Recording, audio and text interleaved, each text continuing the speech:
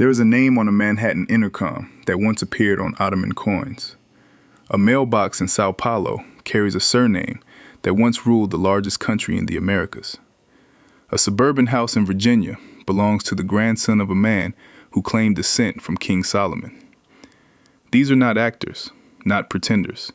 These are documented descendants of fallen emperors whose ancestors ruled hundreds of millions of people.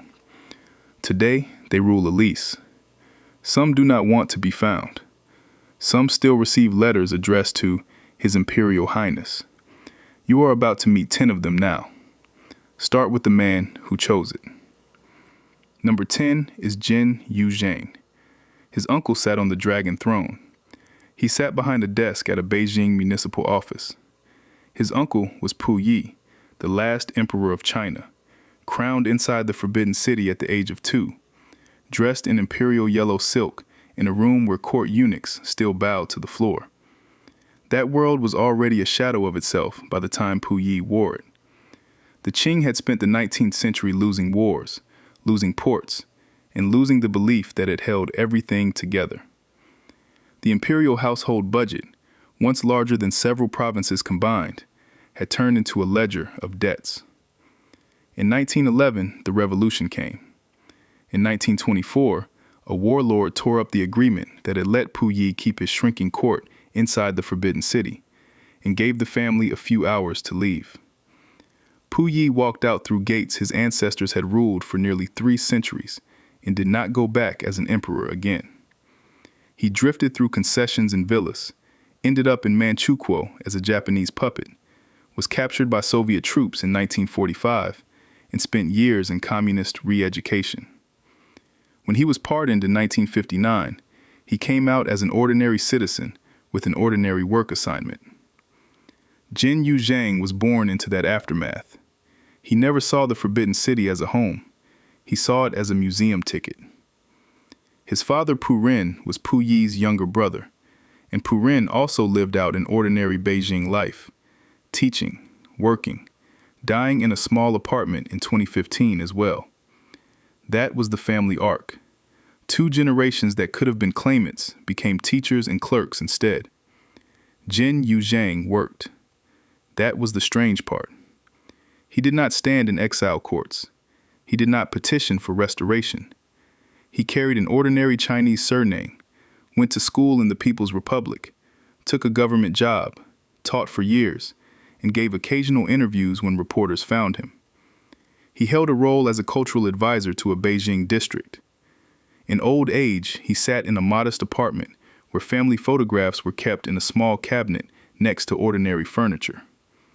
When journalists asked him about the dynasty, he answered without bitterness. He said, more than once, that the family was better off ordinary. He said the Qing had lost the mandate and there was nothing left to argue about. He rode public transit. He shopped for himself. When he died in 2015, the Chinese press ran short obituaries reminding readers who his uncle had been. The dragon throne sits behind glass now, in a hall that charges admission year-round. Tourists take photographs of a chair his family once actually used. His nephew's living room was a rental. Jin Yuzhang chose ordinariness. The next family had ordinariness chosen for them at gunpoint. Number 9 is Prince Ermias Saleh Selassie. His grandfather claimed descent from King Solomon and the Queen of Sheba. He lives in a Virginia suburb. His grandfather was Haile Selassie, the last emperor of Ethiopia, crowned in 1930 in robes of gold thread, seated under the Lion of Judah in a court that traced its legitimacy back 3,000 years.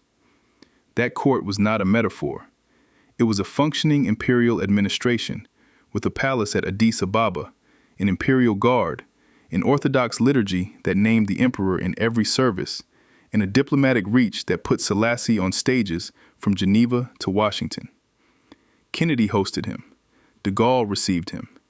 He addressed the League of Nations in 1936 in a speech that historians still teach. Underneath, the empire was cracking. A famine spread across Wollo province in the early 1970s, and the palace kept it out of the newspapers for as long as it could. Foreign journalists found it anyway. Jonathan Dimbleby's documentary intercut famine footage with palace banquets, and the images did what images sometimes do. The army began to move. In September 1974, a committee of officers calling itself the Derg deposed the emperor and drove him out of the palace in a small blue Volkswagen. The next year, Selassie was dead. Ethiopian state media said natural causes. Later investigations pointed to suffocation. The dispute has never fully closed. Around 60 members of the imperial family were imprisoned. Senior officials were executed in a single night in November 1974. The Solomonic line did not lose the throne to a foreign army. It lost it to its own soldiers. Ermias was educated abroad. He grew up outside the country his family had ruled, watched from a distance as the Derg turned into another regime and then into another, and did what many exiled royals do. He ran a court and correspondence. The Crown Council of Ethiopia issues statements, keeps genealogies, and holds Ethiopian Orthodox services on feast days. But the state it addresses is a museum piece. Ethiopia is a republic.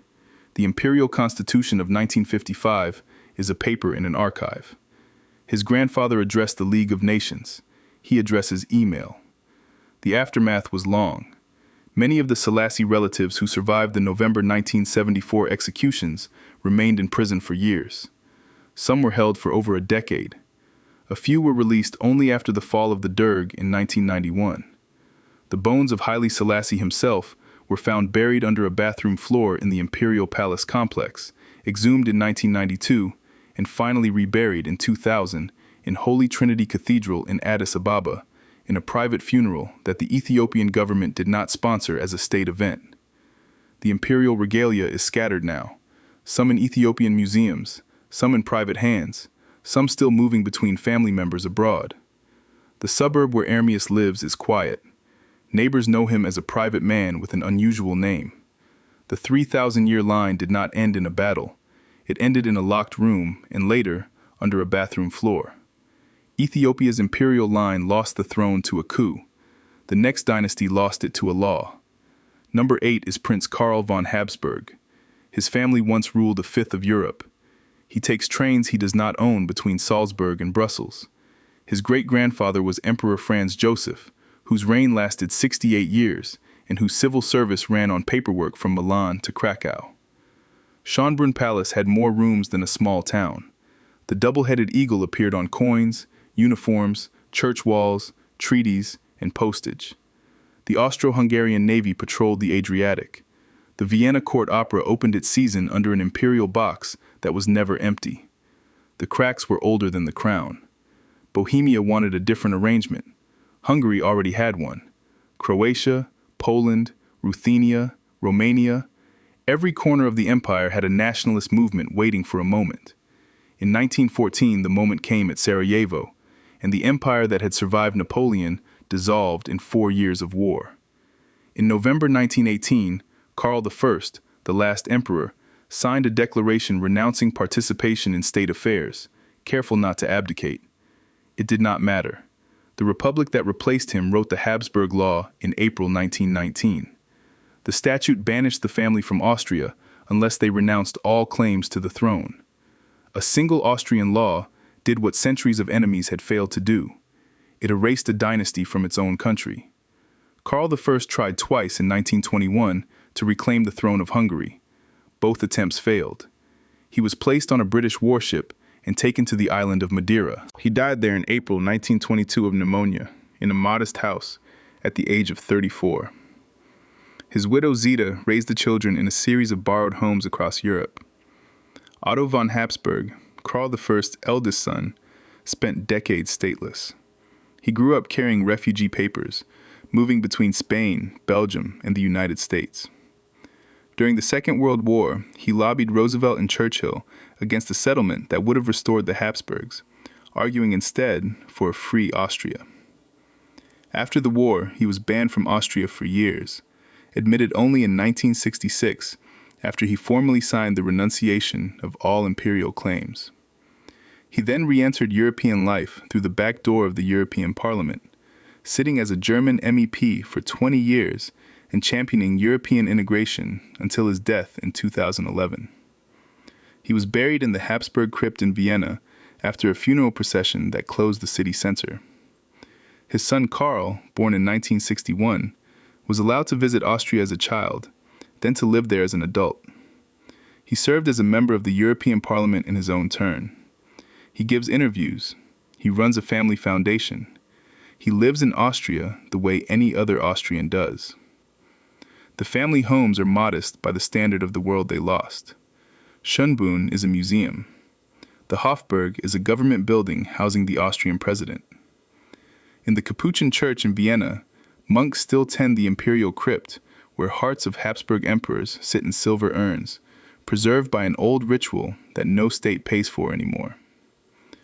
The dynasty that once ran Europe survived by becoming European bureaucrats.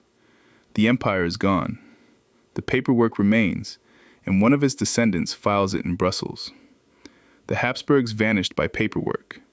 The next imperial family vanished by airport. Number 7 is Prince Reza Pahlavi. He was named crown prince by his father's succession plan. Then his father lost the country. His father was Mohammad Reza Shah, the last king of Iran, and the palace he grew up in was Niavaran, on the northern edge of Tehran. The peacock throne was a national symbol by then, more object than seat, but the ceremonies around it were real. In 1971, his father staged the 2500th anniversary of the Persian Empire at Persepolis, hosting kings and presidents in tents designed in Paris. Oil money paid for it. State visits filled the calendar. The imperial guard stood at every gate. Iran was, on paper, a modern monarchy with an ancient claim. The paper hit a lot. The 1953 coup that had returned his father to power had never really closed.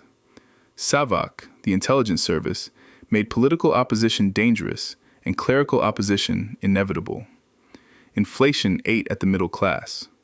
Ayatollah Khomeini, exiled in Iraq and then France, broadcast sermons back into Iran that traveled faster than the state could jam them. In 1978, the protests began. In January 1979, the Shah left Iran for what was called a vacation. He never returned. Khomeini flew in from Paris. The Islamic Republic was declared by referendum in April. The Shah's exile was the short kind. Egypt, Morocco, the Bahamas, Mexico, New York, Panama, back to Egypt. He was already sick with cancer. In July 1980, he died in Cairo, buried in a mosque there, far from the country he had been born to rule.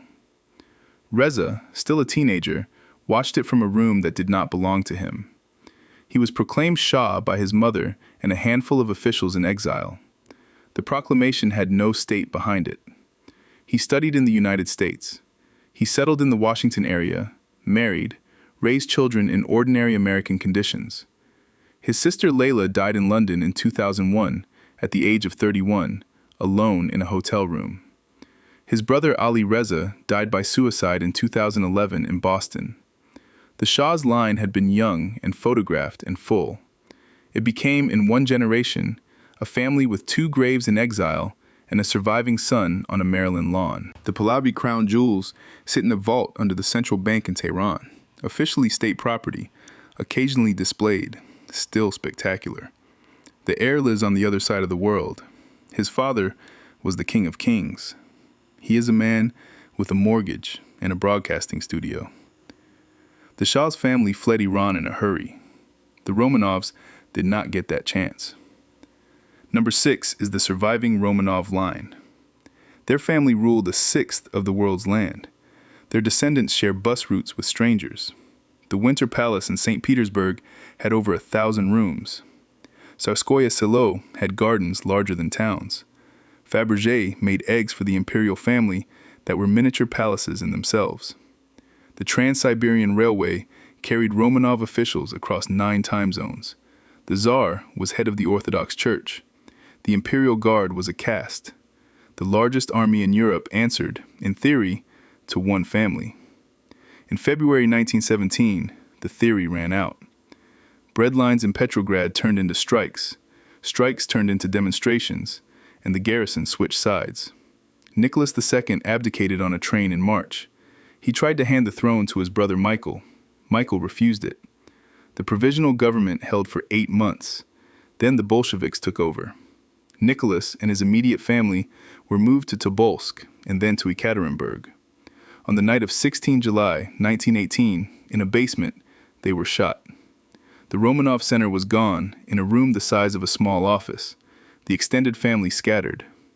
In April 1919, HMS Marlborough evacuated the Dowager Empress Maria Fyodorovna, mother of Nicholas II, along with a group of Grand Dukes and Duchesses from a Crimean port.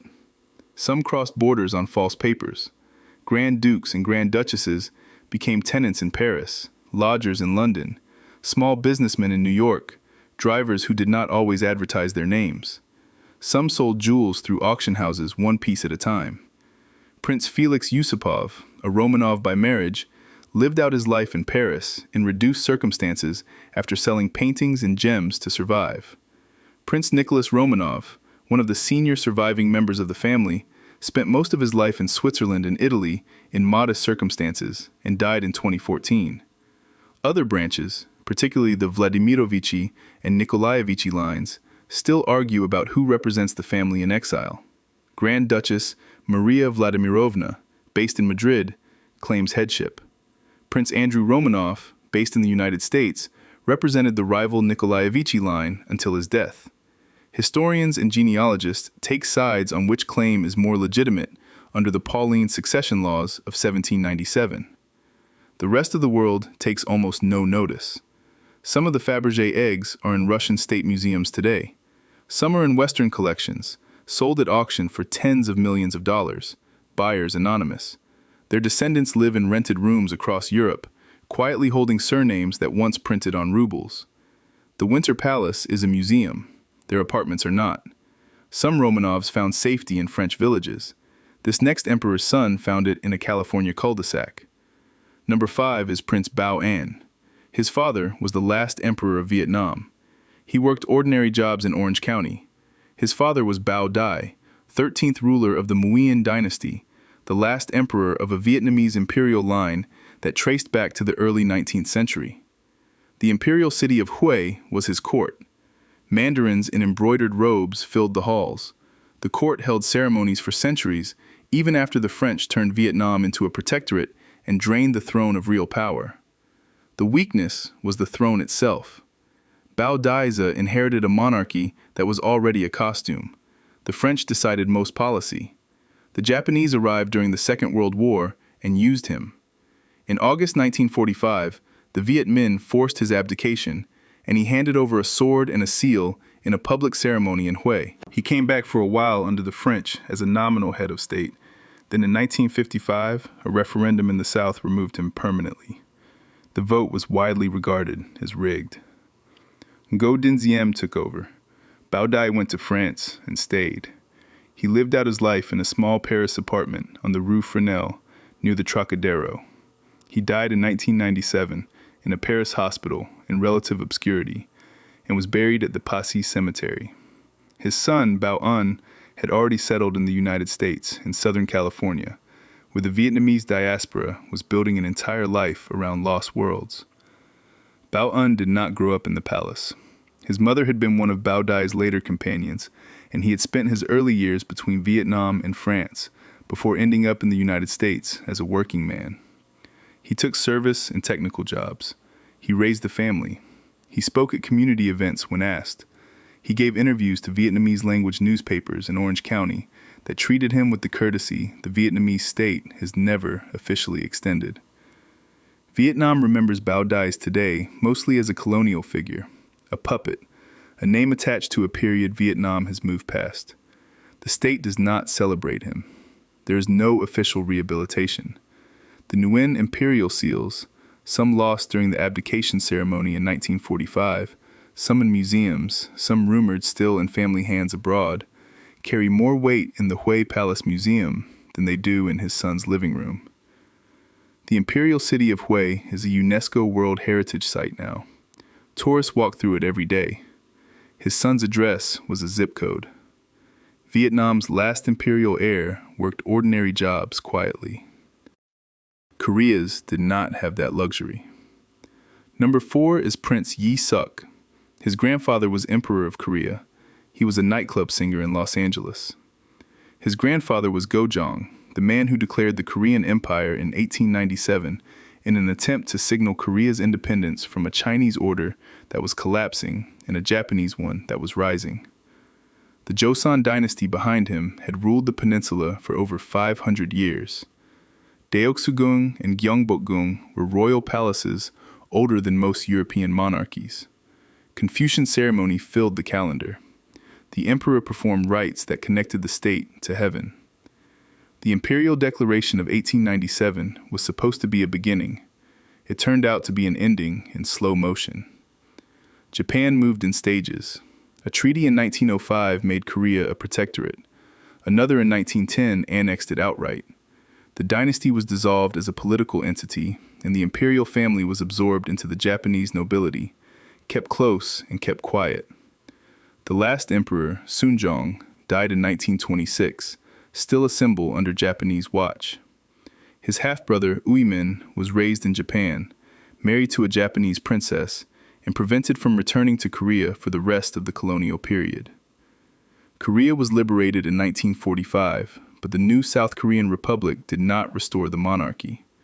President Syngman Rhee did not welcome the imperial family back and blocked their return for years. Property that had belonged to the imperial house was confiscated or lost in the war that followed. The family was scattered, some in Japan, some in Korea, some in exile. Yi-suk, born in 1941, grew up on the wrong side of that gap. In the 1960s, he found modest fame in Korea as a pop singer, releasing a song called Pigeon House that became briefly popular. The revenue did not last. He fell into hard times. In the late 1970s, he moved to the United States, drifted between odd jobs, and ended up in Los Angeles, where he took stages at Korean-American nightclubs and bars where the audience did not know who he was. He sang for tips. There were periods when he had no fixed address. He slept on couches. He kept moving. He went back to Korea eventually. Local government in Jeonju, an old Joseon capital in the country's southwest, offered him a small traditional house as a cultural gesture. He accepted. He began lecturing on Joseon history at universities and cultural centers.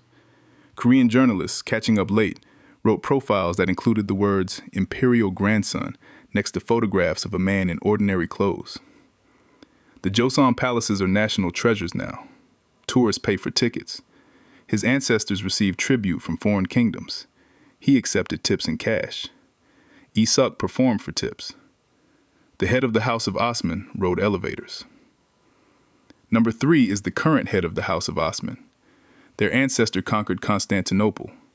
Their descendants were forbidden from entering Turkey for 50 years. Osman I founded the dynasty at the end of the 13th century. 600 years later, his successors ruled from the Balkans to Yemen, from Algiers to Baghdad. Topkapi Palace held a court in which the Sultan was also Caliph of Sunni Islam. The Dolmabahce, built in the 19th century, hosted state visits from Kaiser Wilhelm to Queen Victoria's representatives. The imperial fleet had been the terror of the Mediterranean. The office of Sultan Caliph was one of the oldest continuously held titles in the world. The 19th century sold much of it off in debt. Foreign banks controlled the treasury. Nationalist movements in the provinces broke off Greece, Serbia, Romania, Bulgaria, Egypt in slow succession. The First World War finished the job. The Turkish War of Independence produced a new republic under Mustafa Kemal. In 1922, the Sultanate was abolished. In 1924, the Caliphate followed. On the same day the Caliphate ended, Turkish parliament passed a law expelling every male and female member of the House of Osman from the country. They were given days to leave. Some took trains to Nice. Some crossed into Syria. Some ended up in Beirut, Alexandria, or Cairo. Family jewelry went to pay for rooms. Titles kept for use inside the family lost all legal weight the moment the border closed behind them. The women of the family were allowed back in 1952.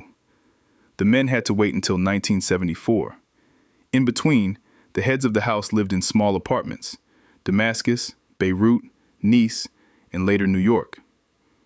Ertuğrul Osman, born in 1912 in Istanbul, was 12 years old when his family was expelled. He was studying in Vienna at the time. He was told not to come home. He never lived in Turkey again as a young man.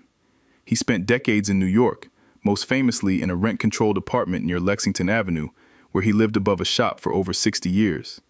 He worked in mining consulting. He kept a small archive of family documents. He gave interviews rarely and only to journalists who had done their homework.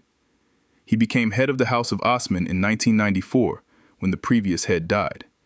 He finally visited Turkey in 1992, then again as an ordinary tourist, on a Turkish visa, entering the country his family had ruled for 6 centuries. He died in 2009 at the age of 97. Later heads have lived quietly, some in Turkey, some abroad. Dündar Ali Osman held the title after him. Harun Osman holds it now. None of them command anything. The house that once ruled from Vienna's gates to Yemen shrank in 1 century to a Manhattan hallway and a few quiet addresses in Istanbul. The Sultan's name was engraved on mosques from Cairo to Sarajevo. His descendant's name was on an intercom in Manhattan. The Ottoman heirs were expelled by law. The Brazilian heirs were expelled by dawn. Number 2 is Prince Luis of Orleans-Braganza. His ancestor ruled the largest country in the Americas. He lived in a small São Paulo apartment. His great-great-grandfather was Pedro II, Emperor of Brazil for 49 years, a scholarly monarch who spoke several languages, corresponded with Charles Darwin, and presided over a tropical monarchy that lasted longer than most European republics of his era.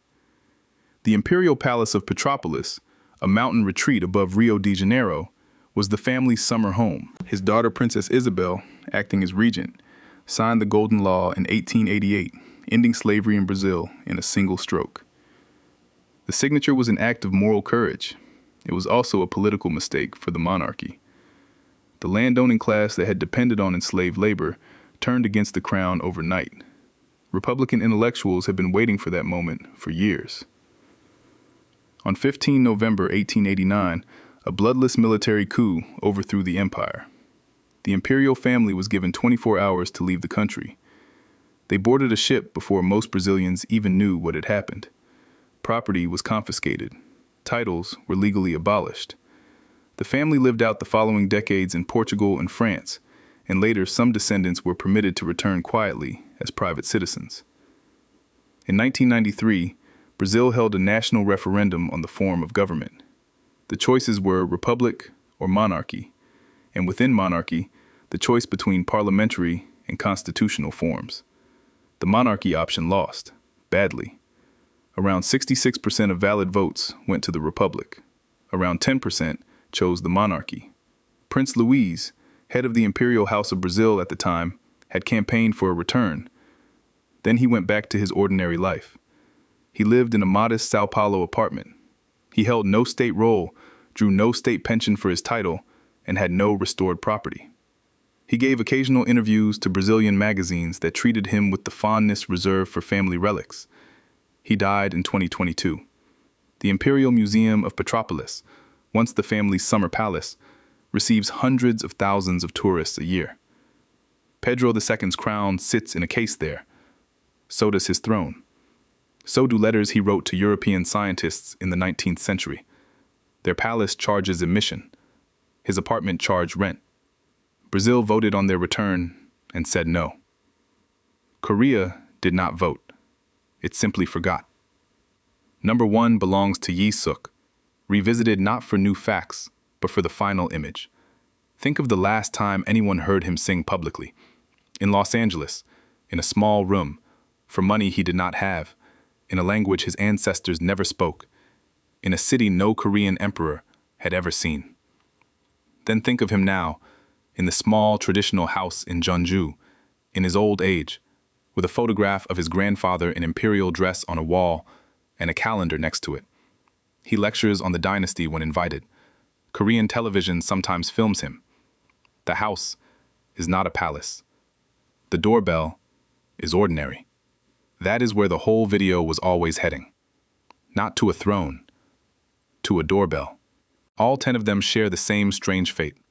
Their bloodlines are intact. Their empires are not. Some of them still receive letters addressed to His Imperial Highness. None of them have countries to answer for. Their ancestors were carried on ceremonial chairs across capitals. Their descendants ride elevators.